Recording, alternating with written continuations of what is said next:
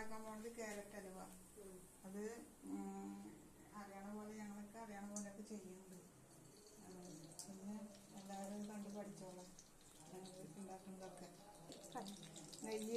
നെയ്യ് കുറച്ച് നെയ്യ്, പിന്നെ ക്യാരറ്റ് ഒരു 1/4 കിലോയിലും കൂടുതൽ ക്യാരറ്റ്, പിന്നെ നല്ലോണം ഇളക്കി പിന്നെ പാല് എല്ലാ സാധനങ്ങളും ഒഴിച്ചിട്ട് പിന്നെ ഇതൊരു മഞ്ഞ കളറാവണ വരെ ഇളക്കിക്കൊണ്ടിരിക്കണം. പിന്നെ അത് ഇങ്ങനൊരു വെന്ത പോലെയാവും. അപ്പം പിന്നെ പാൽ ഒഴിക്കുക. പിന്നെ അതിൻ്റെ ശേഷം പഞ്ചസാര ഇട്ടിട്ട് നല്ലതായിട്ട് നമുക്ക് പിന്നെ നമ്മളെല്ലാം ഒഴിക്കുക. ഇപ്പോൾ ഞങ്ങൾ നെയ്യ് ഒഴിച്ചിട്ട് കുറച്ച് വെന്ത് വന്ന് ഞങ്ങൾ പാലൊഴിക്കുന്നത്. പാലൊഴിച്ചിട്ട് വെന്ത് വന്നതിന് ശേഷം പിന്നെ പഞ്ചസാര ഇടും. അപ്പോൾ നന്നായിട്ട് വെന്ത് വരട്ടത് അതുവരെ നോക്കാം.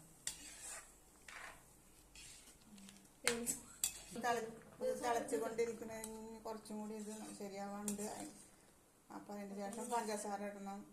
ഏലക്ക പഞ്ചസാര പൊടിച്ചിട്ട് അപ്പോൾ അങ്ങനെ ഇടണം. തിളച്ചുകൊണ്ടിരിക്കുന്നു. കുറച്ചും കൂടി പാല് വറ്റാനുണ്ട്. പാലൊക്കെ വറ്റി വന്നിട്ടുണ്ട്. ഇനി ഞങ്ങൾ പഞ്ചസാര ഇടാൻ പോവുകയാണ്.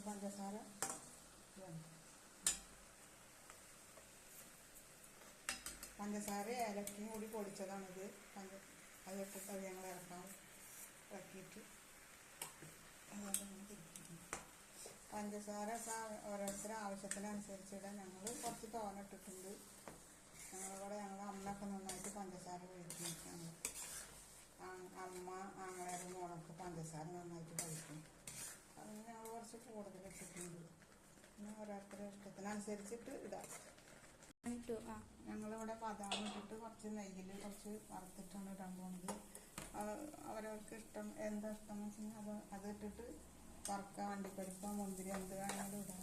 ഞങ്ങളിവിടെ ബദാമാണ് ഇട്ടിട്ട്. എനിക്ക് ബദാമാണ് ഇഷ്ടം.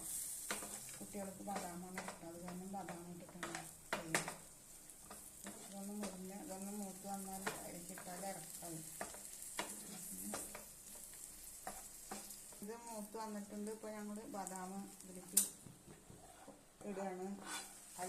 ക്യാരറ്റ് ഹലുവയിലേക്ക് ബദാം ഇട്ട് ഒന്ന് ഇളക്കിയതിൻ്റെ ശേഷം ഇറക്കി വെച്ചിട്ട് നമുക്ക്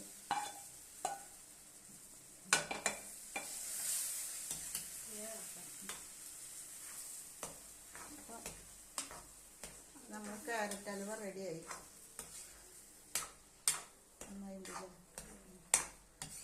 ക്യാരറ്റ് ഹലുവ റെഡിയായി. ഇങ്ങനെ ഉണ്ടാക്കി അത്രയും സിമ്പിളായിട്ട് ഉണ്ടാക്കാൻ പറ്റും ക്യാരറ്റ് ഹലുവ. കുറച്ച് നേരത്തെ പണിയുള്ളൂ. Thank you.